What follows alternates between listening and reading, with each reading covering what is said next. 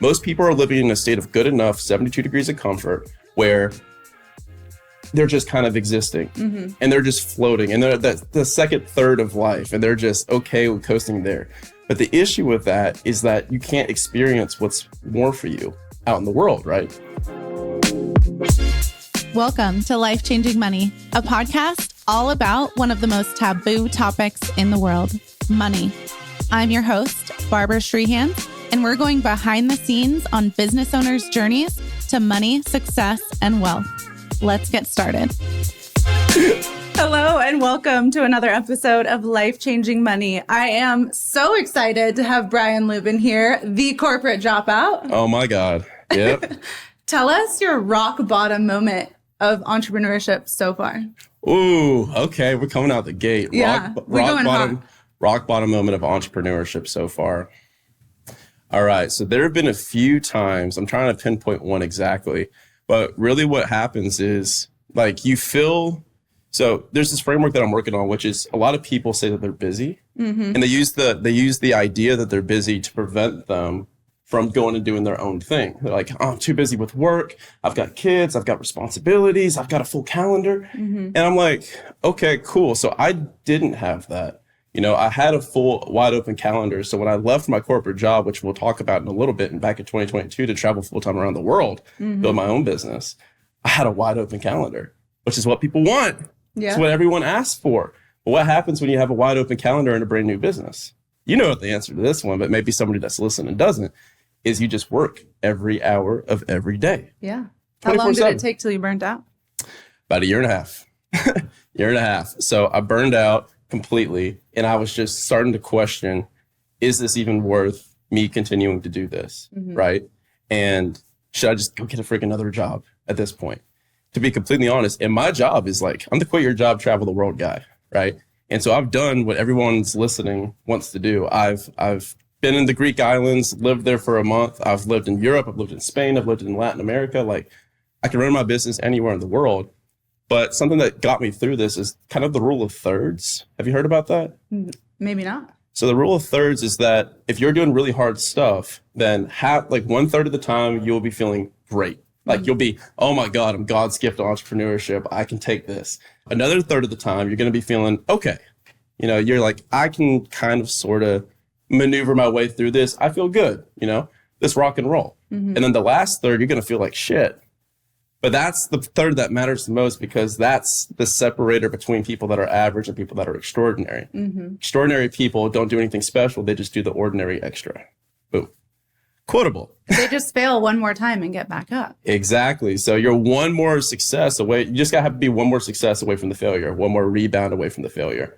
So for me, it was probably about, a year and a half to 2 years deep into the business. And I was just drowning. I was in this feedback loop of, okay, cool. I'm marketing, I'm sales, I'm fulfillment, I'm tax, I'm every single aspect of this business, right? And then we were doing, I think at the point, maybe like $1.9 million a year. So I just made my first couple of hires. And in the beginning, you try to hire people, but they don't work out because you haven't built the skill yet.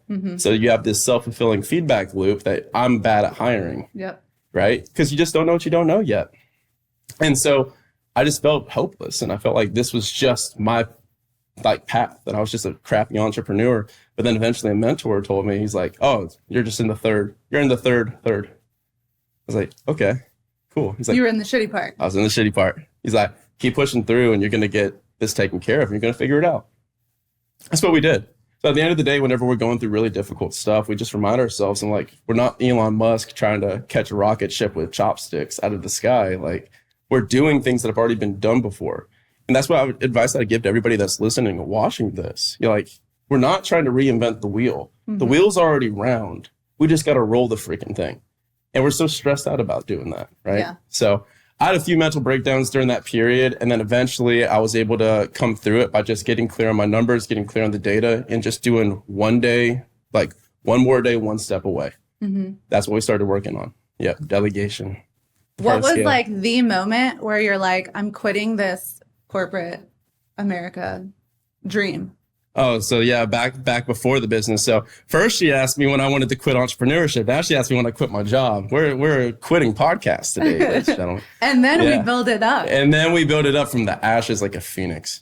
Phoenix. In Phoenix. Hey. But yeah, so in corporate, what I tell people to do is look at your boss's boss. Because a lot of people that are listening to this, especially ones that are looking to quit their corporate job, is like, most of the time it's good enough. Like most people aren't working like this crazy, like movie job where the boss is just an absolute asshole and they're screaming at you all the time. Most people aren't living that. Most people are living in a state of good enough, 72 degrees of comfort, where they're just kind of existing and they're just floating and they're the second third of life and they're just okay with coasting there. But the issue with that is that you can't experience what's left for like what's more for you out in the world, right? So I was experiencing that. I was making $250,000 in my early 20s, working my corporate job. I was in B2B sales and I made it to the top. I was number 8 out of 5,079. And I looked at my boss's boss. And that was the first moment where it clicked for me. And it's something actionable people can do is I looked at that guy and I was like, hold on, I don't want your life. And so you can project down into the future and see. And I was like, wow, What didn't you want about his life? Balding, overweight. He was like not seeing his daughters grow up. He was on Zoom calls in 15-minute increments. So I said, I do better. I have more work and more Zoom calls. And so that was when the seed was planted that I got to do something to escape. And then fast forward to COVID. And then I had this bonus that was promised to me where I was the top performer. That's where I mashed the gas. Everyone else backed out. I backed in. I was like, okay, cool. I'm going to do whatever I can to be the top of this company. And I had this $80,000 bonus. And at the last minute, they said, hey, great job, bud. We're not paying that bonus out. I have the exact same story, and that's why your tax coach is here. Yeah. And so the point of this, if you guys are taking anything away from me and Barbara, is everything that you want to have is on the other side of pain, most likely. It's either... There's only 2 things that impact change in a human being's life, and that's going to be either push motivation or pull motivation. So push motivation is, ouch, that hurt. Like people get healthy real fast when they have somebody in their family have a heart attack. They find a way to lose the weight. People will leave a job real quick when their boss is toxic, or if they get fired, like you're out. Like reorg the company, you're gone. People will figure out their lives when they get divorced. So you're either waiting for that push, the pain, to push you out of your current state, or you can influence the pull, which is have a strong enough, compelling vision in the future to pull you forward. And so I did a little bit of both. So I had the push of that happening, but I was already working on the pull. I already knew where I was going in the future, and I didn't know how I was going to get there. But my future was, dude, I want to go travel around the world. I want to be able to wake up in my balcony in Mykonos and see this sunrise over the Adriatic. And I love Mykonos. Yeah, it's freaking amazing. And I lived there. I got it on my vision board. I put it up on there, like the hotel, and I stayed there. And when I was there, I was like, wow, like we really pulled this off. And so it's a combination of the two. So that was the moment where I was like, I got to get out of here. So you got screwed on a bonus. It's not like you can just like shit out a business overnight. So what process did you go through? Yeah. So for the business in particular, so everything started with my podcast. So if we're talking specifically about business building, because I do both. I do business building and I do business buying now. It's my favorite thing to talk about. So business building, what I started with was content. So everyone thinks that you need to be on this pedestal, like be the guy or the girl driving the Ferrari, driving the Porsche, millions of dollars in freaking Phoenix or Scottsdale to be able to start posting content. But what I would invite people to adopt a new belief is that the content is the journey. And so from that point, I was just like, well, I am buying a single family house a year. This isn't going to get me out of my job anytime soon. But these millionaire investors, they know stuff that I don't know. So I started up a podcast, my Action Academy podcast, and I said, I interview millionaires. I didn't have a single download. I didn't have a single follower on Instagram or anything. I just said, this is my podcast and this is what I do. And I started in my local Atlanta, Georgia market. And I went and I was like, who are my millionaires in Atlanta, Georgia? I want to interview you. And I want to ask you how you did it. And then I just piece by piece, brick by brick, just built up that local network. And then so that was the baseline of the podcast. Like the audience was the podcast. And all of a sudden, all of these millionaires and all of these investors started listening to the show.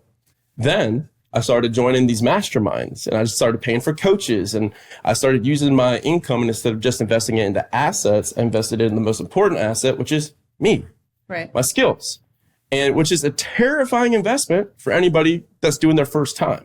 But as soon as you do it once, you're like, holy shit, this is the best investment of money. And so I started doing that, getting access to these big rooms that I was way underqualified to be in. And then I started building up the podcast more and more. And I'll start talking about these coaches and about these masterminds. And I ended up building like an affiliate business off of the podcast on top of my real estate. So that was the like original cash flow that was able to get me out of my job, was the combination of my single families and that affiliate business. That was $20,000 a month between the two. Then I go travel, and I'm kind of documenting a little bit. I'm dipping my toe into content, right? And I'm saying, okay, cool. Like I'm traveling around the world, and I was talking about it in the podcast, and I was like, you know what? 6 months deep, I was like, I'm super bored. I lost a relationship at the time. Like all my friends were kind of dropping off like flies because I found out that they were super jealous about what I was doing, and they were trying to say all the reasons. I call it the shedding. The shedding. They were telling me all the reasons that I was going to fail. And so, yeah, I shedded kind of everything, my old identity, my old life, my old relationships. And I'm just living in Brazil, and I'm walking down the beach, and I'm like, what am I here to do? Like, I knew I was meant for more, but where's the more that I was meant for? Because I was just in the void. I was in purgatory. And so that's an example of a third of life that I was experiencing, where the first third is on the other side of it, back to feeling amazing again. So I was just like, well, I got a few thousand people that listen to the podcast per month. Why don't I just talk to them and see what business I can build? And so I did 100 coaching calls for free. And I just said, okay, hey guys, on the podcast alone, I said, if you guys want to do like a call with me, 15 minutes, I'll just walk you through advice on how I did it and how you could do it. And from all these millionaires I interview, I've got really good contacts and knowledge on all these different strategies. And I did 100 calls, and it took me about a month and a half to do. Full time, that's all I did. And I had no offer, no business, no LLC, no Stripe account, no offer, no email, no nothing. Just Brian Luebben and a Calendly. And after those calls, every single person was like, I want more, I want more, I want more. And so what I did next is the next best logical thing, which I was like, okay, cool. I'm going to start an online course, I guess. I'm going to build this course that's going to walk these people through the mindset, through the methods, through like the investing. And I built up this course, and halfway through it, I emailed all these people. And I said, hey guys, I'm building this course. Halfway through, it's not even done. I don't even know when it's going to be done. But $1,500 sound good? Question mark. And I put my Venmo, my Cash App in the email. Don't do that, guys. Don't put your Venmo. Don't do that. Bad idea, bad business advice. But again, proof that I didn't know what I didn't know, but I still made shit happen. Like, you don't have to have all your ducks in a row to make this happen. I made $100,000 in 48 hours. $100,000? In 48 hours. Wow. Yeah. Congratulations. Yeah. And the craziest part about that was then I finished the course real quick. Yeah. That was motivating. Massive course. And then so I gave it to all the people, and I threw them all in a Facebook group, and I said, here you go. And, you know, after that, the next stage is iteration. So now I'm like asking the customers, I'm saying, what do you love? What do you hate? What should I change? What should I improve?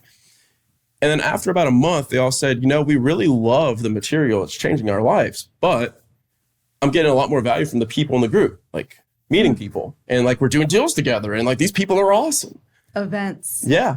And I was just, wow. I was like, wow, wait, hold on a second. I'm in the wrong business. So we can get into business valuations later on if you want to. I don't know how insider baseball you want to get into, but like I also realized that this was not a recurring business. This was a one-off course business. And also I just plainly did not want to be a course person online. Like, back to your coaching calls. Were a majority of those 100 business owners already that wanted to scale? They were corporate employees. That's our jam. Like, give me someone that's making 6 figures in corporate. They want to replace $10,000 a month in cash flow so they can quit their job, travel the world. I'm your person. Like, that is my person. Got it. Okay. Yeah. So your course was corporate, how to get out of corporate. Basically corporate dropout. Yeah. So it's the 13-week Dream Life Designer was the course. Okay. Yeah. So now they're in the group. And then I shut the entire business down. And I say, okay, cool, we're doing the wrong thing. Like, we need to pivot to, instead of this being a paid course and a free community, This is actually a paid community with a free course. So we made the course the 30-day onboard to the community, and that's when we launched the business. And so Action Academy, our formal company, was launched in January 2023. So that was 2022 in December that all that happened. 2023 was when we launched the actual community. And now today we're doing a few $1 million a year. We'll probably be doing $5 to $6 million top line this year. We have over 400 active members and chapters across the US. Wow. And by the end of this year, we'll probably have around 600 to 700. So it's insane. I just had dinner with 5 members of our Scottsdale chapter last night. Oh, nice. And it is so freaking cool. And now I just take basically all the profits. Like, here's my entire business plan. I take all the profits, essentially, and I live off of some of it. I pay myself like 10 grand a month, which is, we can talk about taxable salaries as an S corp. And then the rest, I just redistribute back into the members' deals. And so I'm buying businesses left and right with our members. I'm buying real estate left and right with our members, and like $100,000 at a time. And they're buying businesses $0 down. And so I'm building my portfolio like crazy. And so I'm just going to keep my head down, do this for 10 years and pick my head up at the end. And I'll be doing like $50 million a year. What's your business buy box? So my business buy box is between 1 to 3 million top line today. Something that's boring. It's non-sexy. Service business that could be optimized by AI, but not replaced by it. So I'm looking at companies like trades. We're under contract on an Alaska tourism company. Okay. So they do like snowmobile tours. Yeah. They do like yurts and igloos and all this crazy stuff, and like snowmobiling and snowshoeing. 1.9 million in revenue a year. And the owner works 10 hours a week, like legit. And they don't even work during the summer. That's only open during the winter. And so we're under contract on that. Like, AI can optimize it. AI can't replace that, right? And then, so I bought a kitchen hood cleaning company. So it's like you have the fry cooks, and then you've got the vent that collects all the grease. Those need to be cleaned by law. So everything from that to like plumbing, HVAC, concrete, asphalt, like the boring up and down the street businesses. So give me those 3 years trailing financials. I would like to see something that's between 3 to 7 years running, between 1 to 3 million top line. Which, for those of you listening, is why it's so important to have the best bookkeepers. Like, please don't cheap out on your bookkeepers and like try to send it to the Philippines. It's not good. And when someone's doing the right due diligence, like Brian, he's going to be able to see exactly what's messed up on your books. And like, from experience, as someone that helps their clients sell their businesses, it's the number one thing that could ex-nay a deal. I'm going to buy your business for hundreds of thousands to millions of dollars less. Oh, yeah. Because I'm like, the trust is gone. Yeah. And also, I'm going to rip it to shreds because now I'm on offense. I'm not playing defense anymore. Now I'm on offense because we can talk about the different like risk multipliers. Like, we can talk about multipliers for business and detractors. So that's a major detractor is data room risk. So if your data room is trash, then I'm like, okay, what else is wrong here? Yeah. So I'm going to now discount your business because I don't believe in your systems. So if you guys are trying to save a little bit of money on a bookkeeper, I think I pay 12 grand a year for bookkeeping. Yeah. And so it's just like, it's not that expensive. Right. You know, I mean, granted, we do a few $1 million a year, but it's like, it's a necessity. You need to have really clean and audited financials. And so what else? I look for businesses that are complementary to my skill sets. So for me, I'm in sales and marketing. Like, that's my jam. I'm really bad at operations. So I'm not going to buy a business that is crushing sales and marketing that has really shitty operations because that would be me doing 2 new things at once. Never do 2 new at once. 1 new, not 2 new. Because if you're already buying a new business for the first time, like, you haven't bought a business before. Yeah. Like, make that your 1 new and then come into it with a sales and marketing background and have something that's already operationally humming. And then you just add fuel to the fire with your sales and marketing.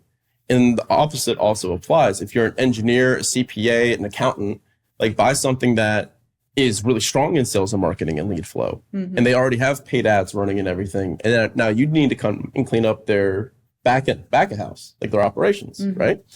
And so the last thing is just the operator. Like, who's on my team that's going to run this thing? Because I think the worst advice is, I'm just going to go buy this business and I'm going to hire somebody off the street to come run it. I'm like, okay, go do that. Like, see how that works. I think it's the worst advice that's on the internet. What are some things you're doing in your business to help when you want to sell later? So my business, there's a wonderful book called Built to Sell by John Warlow. So I package my business as if I am selling it, but I probably never will. So the optionality is actually what you're aiming for, right? So with our business, it'd be easier to talk about the risks that I have. So detractors, like we were talking about. So again, you have multipliers in business and you have detractors. My detractors are I have key man risk. I have key employee risk. I have key channel risk, which means that it's dependent on one, like it's overly dependent on one channel, which is the podcast for lead flow. It's overly dependent on me as the owner, as like the face of the business. And it's overly dependent on one or two key employees that probably would not stay if I were to leave. So, I mean, the way that I'm packaging it is, okay, how do we build systems and build an accountability chart and run EOS to where the org chart runs by position, not by name. So instead of this being built for Caitlin or Stephania or Brandon, it's built for community director, growth director, operations director. And so we're building systems, processes. Eventually, once we hit probably about 5 million a year, once we hit 5 million a year, we'll probably expand into paid ads and then diversify the marketing a little bit. And then I think once we hit about 10 million a year or about 12 million a year is when we'll be sufficiently packaged enough to be able to have a pretty juicy valuation on it. So 12 million a year will probably be about 5 million in profit.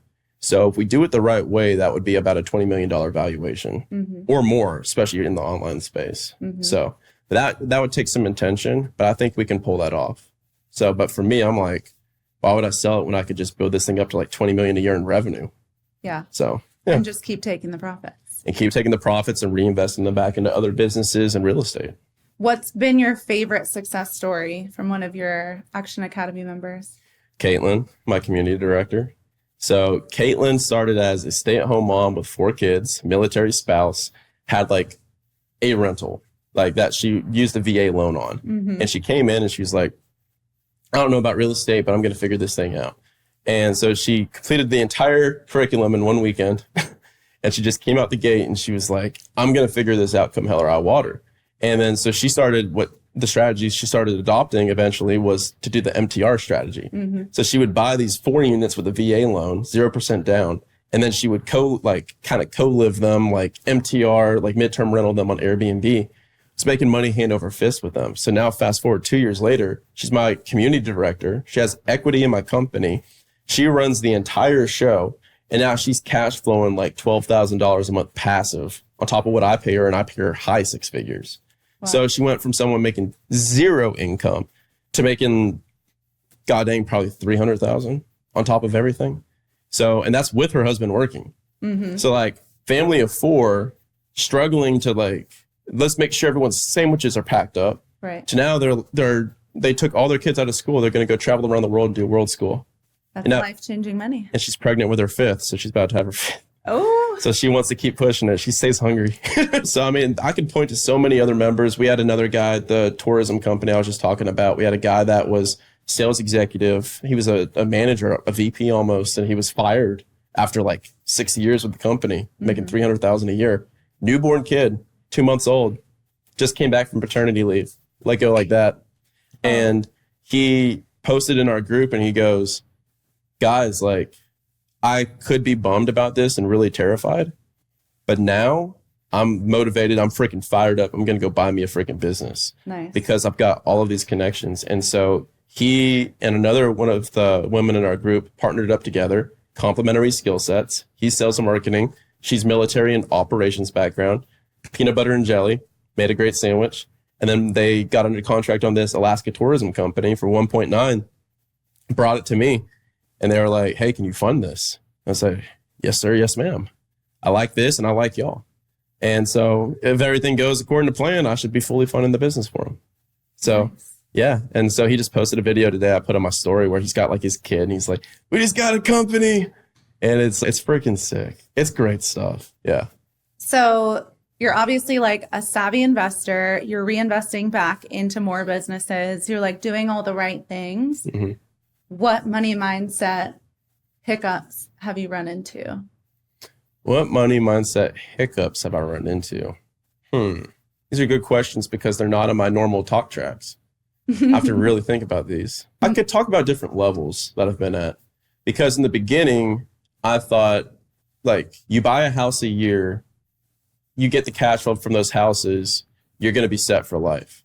And I didn't realize like the math behind it, because if you do that, $200 a door, which is like a pretty good cash flow, you need 50 of those to hit 10,000 a month. And that's a lot of work and a lot of equity invested. And so just being able to go from that to commercial real estate, which is another stuff that we all do. I'm about to do a boutique development deal in Miami. So that's going to be super cool. But going from that to like business buying in general, I just didn't realize how money worked in general. And I'd say that probably the best answer to your question would be to give you like a game that I play. So before, I viewed money as like this static thing to where it's either like you have water in the cup or the water's not in the cup, right? So it's if you pour it out, it's not going to come back in. But what I realized is the game of money is you cut the bottom off the cup and it just keeps flowing through perpetually. So the game that I play today is, I call it make a million, net a million, pay a million, give a million. And so it's this game that entrepreneurs can play that keeps us all hungry at each level because the game never ends. So you got to enjoy playing it. So make a million is obvious. How do you make $1 million in a year? Period. Like revenue, top line. Number two, how do you profit $1 million a year? How do you put that in your pocket and say, okay, even on my tax returns, I took home $1 million this year. Yeah. And then Stage two. Stage three is, how do I pay my top people $1 million? So now they're eating with me. The team's eating. And now I make it a goal to pay my people. My goal isn't to outsource everything and pay everyone as little as I can. My goal is I want to pay my people as much as humanly possible. So I'm like, what game can we play in our employment contract here to where I make a lot of money, you make a lot of money, and we both benefit mutually? So we hit that. So now I pay $1 million in payroll. So that's freaking sick. And then the next level is, how do you give $1 million a year? So that's our next level. So this next year is where we're aiming for that, give $1 million. So we're like, okay, how do we comfortably give away $1 million a year? There's amazing tax strategies for that. Oh, I'm sure. Set it up correctly. I'm sure. I'm excited to talk to you about that here shortly. But the biggest money mindset issue that I had was I just didn't know what I didn't know, and I was aiming too small, because life will give you whatever you ask of it and whatever you believe that you're deserving of. And the best advice that I can give to people is, the only way, like, you can't listen to a podcast, you can't read a book. You need to be in the room with these guys and girls that are 20 times, 100 times ahead of you, so that you can finally realize one important thing, which is that they are not smarter than you. Yeah. And as soon as you see it and you can feel it and you're sitting across from them and you go, you're worth $100 million. I thought you were going to be so special. It's not a knock on the people. It's just reality. They were just dumb enough to believe in themselves. So ever since then, I was like, I'm just going to be delusional for my own success. Because why wouldn't you be? If you don't believe in yourself, nobody else is. And as soon as I adopted that mindset, like, I went from making, like, in a time frame, I'll give you a time frame, from literally, 2019 to 2022, 3 years, I went from making like $67,000 a year to $250,000 a year, right? Pretty good jump. Yeah. By most accounts, right? From 2022 to 2025 that we're recording this today, I went from $250,000 a year to $2.5 million.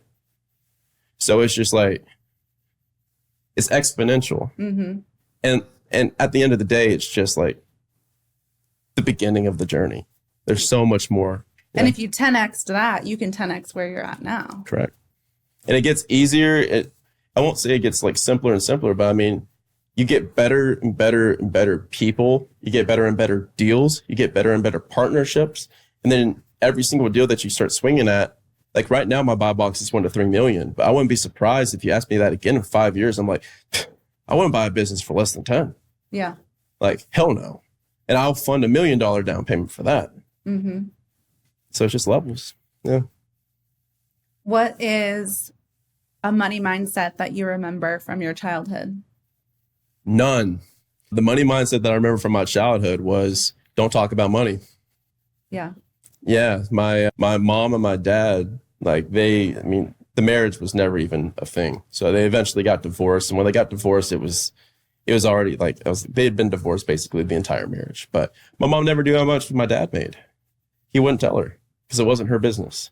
So he gave her an allowance to go buy groceries and buy cupcakes for our birthday parties at school and stuff. Oh, we have a very similar story. Yeah. So my dad wasn't around. Ironically, he lives here in Phoenix. which I just found out. Yeah. So I'm like debating on, it's top of mind right now. I'm just deciding if I want to pull up in the freaking Ferrari that I've got over outside and just be like, hey, you, to be honest. And that's fully transparent. But yeah, we eventually found out how much he made, $167,000 a year, because he was a air traffic controller. And it was in public records because he's a government employee. Yeah. And we found that out when I was in like high school, like a decade after the divorce. And then I was just like, I'm going to beat that number. And then that was my first number that I wanted to beat. And then I beat it, and then I doubled it, and then I 10x'd it.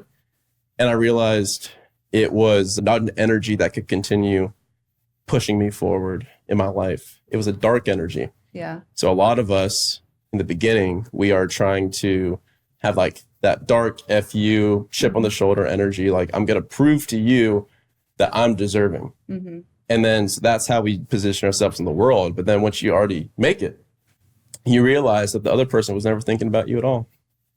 And so you got to change the fuel that you burn. So now the fuel that I burn is service. So I'm like, how can I help as many other people as humanly possible?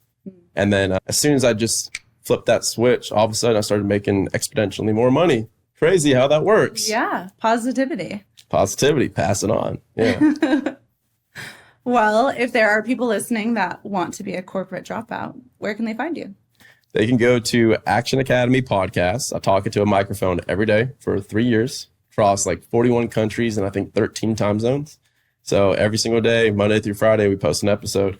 And we've got, I think, over 500 multimillionaires, a few billionaires, and we'll have your wonderful host on here as well. Yes. Here shortly. So guys, tune in. The podcast will give you everything that you need for free. If you want to learn how to buy businesses, buy real estate, fix your mindset, work on new money mental patterns, like that's the show.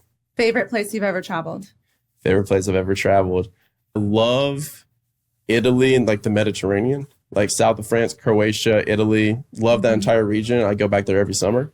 But I also love Medellin, Colombia. I just freaking love it. I live down there for a month at a time, and it's a blast. I got a bunch of friends down there now, so it helps me work on my Spanish. Well, thanks for being on the show. Thanks so much for having me. Thanks, guys. Thank you for listening to this episode of Life Changing Money. Don't forget to subscribe, and I would love if you left a review and shared it with your friends. See you next time.